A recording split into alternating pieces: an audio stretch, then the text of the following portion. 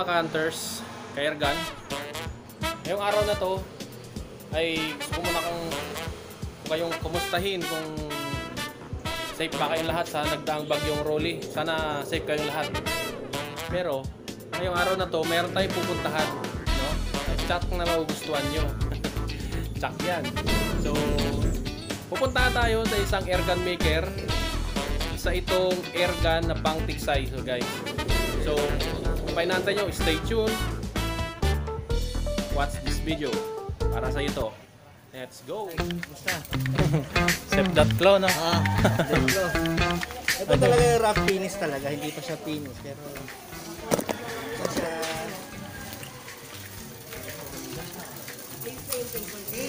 hindi siya maganda dahil hindi pa siya finish. Hindi. Sa tingin ko lang, kasi hindi pa siya finish. Maganda siya. Ito yung saan ba yung mga? Pang-tiksay lang to, di ba? Bago sa'yo, no? Bago sa Magnino, no? Actually talaga yan. Ganito talaga yung ano niya. Firing Pythagoras. Kumbaga sa ano niya, hammer type niya. Ang style niya hammer type, pero iba yung way na pagbalag. Ito, nakikita ko ito eh, gagawin ko siya. Mas gagawin, makakapag-pellet siya. Kaya lang, siyempre, ang ginamit sa Haliksay, hindi na masyadong akit sa pellet. Ayan talaga. Ang purpose ko lang dito is pang tiksay. Pero yung iba, parang malaman, parang alam mo rin, yung iba, ginagamitan din niya ng pellet.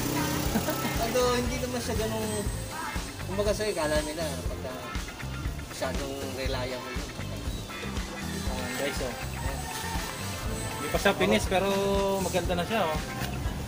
Kita ba yun? Maliwanag Get the light.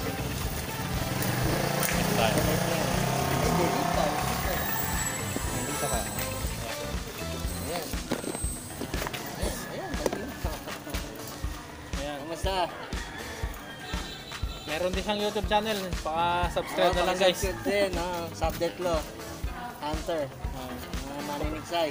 Ipopost ko na lang sa ano dyan. Support nyo yung channel niya kasi maganda rin kasi hinahanap mo talaga yung mga murang Bira lang kasing ano. Kung nakita ko ang ganitong pang-tiksay. Lightweight siya, kung pang-tiksay siya. Hindi katulad ng PCP. Mabigat yung sa akin. Yung PCP ko, mabigat. Kasi ang PCP, siyempre, high pressure ang container ng hangin. Na kailangan to. Okay na ba? Yan. Kasi yun. Alam, medyo mamaya na natin pagdaan ng mga bala. Ganun siya makita. Okay siya? Walang bala. Wala naman. Yung cock, one cock muna. Ilagay natin dun sa safe direction. Ayan, guys. Sa ground, sa pwede. Ground mo sa ground.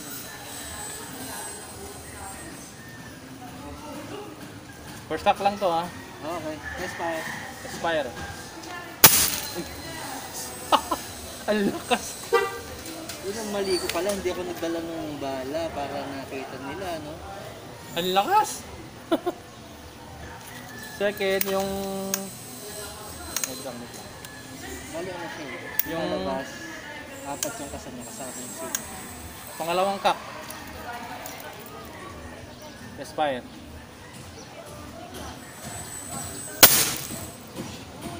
Sobrang lakas. Ito final. Ang 3. Final. Ang 3. Talagang hindi ako na. Sobrang lakas.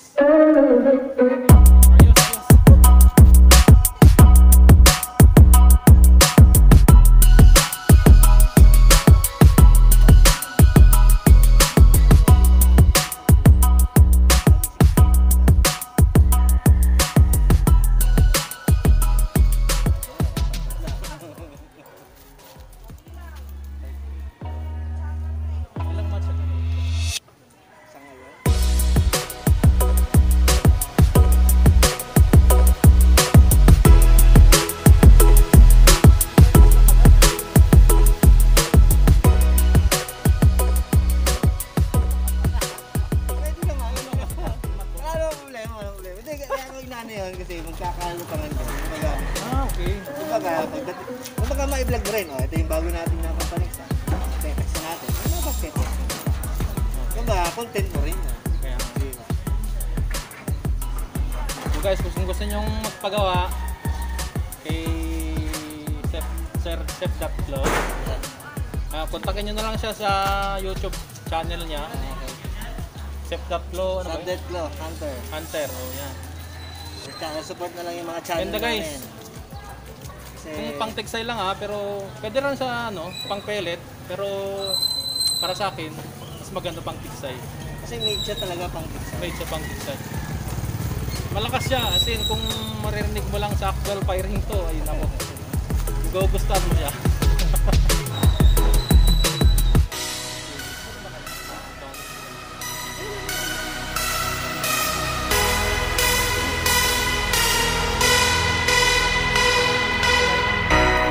Magana na siya.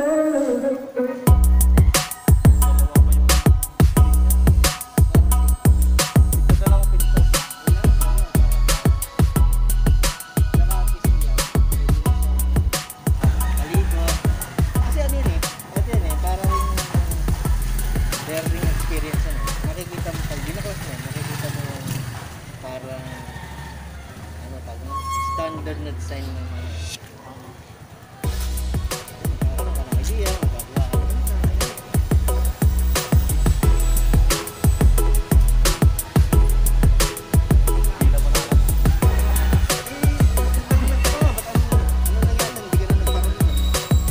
Busy pa. Ano Nung kasi, pang-araw pa ako nun. Dito lang ako sa SM lang. Ano ako doon, guardian, dress lang. Parang guard lang.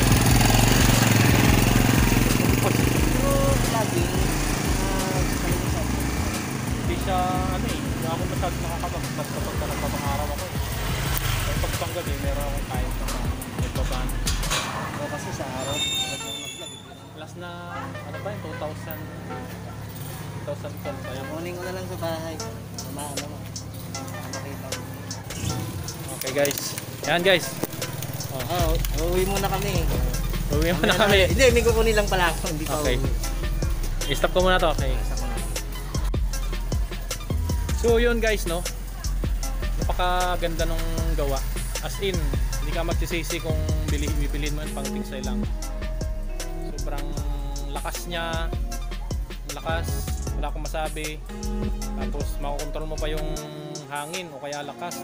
Halimbawa, malalim o kaya yung isda is nasa batuhan, pwede mo siyang kontrolin ng buga kasi meron siyang tatlong cup, isang cup, pangalawa, tatlo, yan. Makikita mo yung pagkakaiba ng labas ng pressure ng hangin. So, yan guys, maganda siya.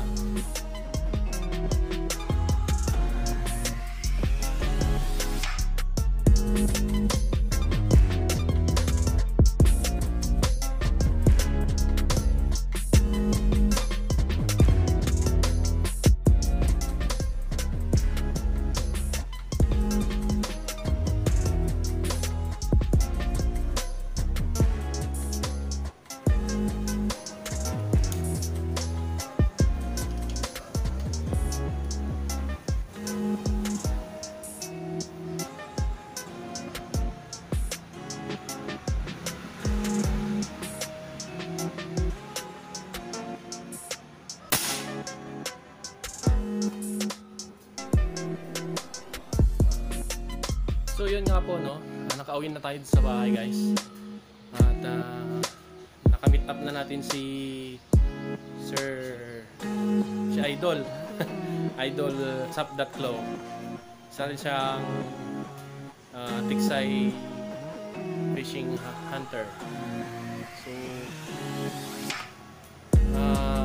proud ako na nakilala ko yung mga veterans na gumagamit ng tiksay kasi ever since hindi pa ako gumamit ng tiksay. So nakita ko yung airgun niya na pang tiksay. Para sa akin maganda siya, malakas, pang tiksay sa talaga. Wala akong masabi. Ang plano ko, this December ay kakaroon din ako ng ganong unit. Sana all.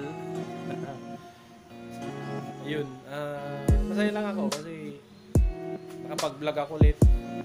At na-share ko ulit sa inyo kung saan makakapagpagawa ng pang-textile na airgun. Okay. So, yun. Shoutout nga pala kay Sir Idol Sap.Clow. Kung gusto nyo magpagawa, kontakin nyo na lang po siya sa kanyang YouTube account. Nakikita po dito. Yan o. Yan siya. Kontakin nyo na lang po siya dyan. Kayo na po bahala mag-usap kung ano yung pag-usapan nyo.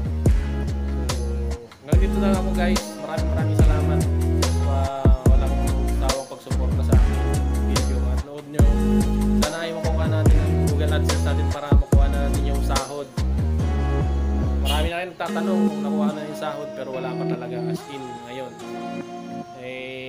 Next time naman kailangan. Okay? So natapusin ko na po itong video na ito ngayon. This is Ergan Aganok PH. Shoot safe, keep safe, be a responsible hunter. Peace.